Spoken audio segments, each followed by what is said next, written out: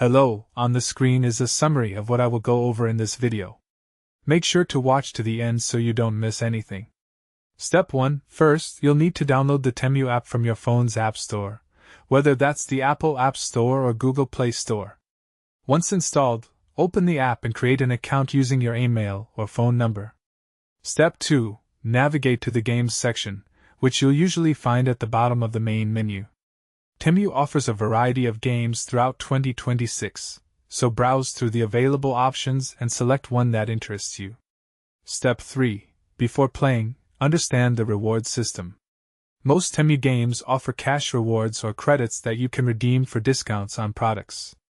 Read the game rules and payout structure carefully so you know what you're working towards. Step 4. Start playing the game by following the on-screen instructions. These range from simple tapping games to puzzle challenges. Focus on completing objectives and reaching milestones to unlock higher rewards. Step 5. Once you've earned enough credits or cash, visit the redemption section to claim your rewards. You can typically use these towards purchases on the TEMU platform or sometimes withdraw them directly, though withdrawal options vary by region and account status.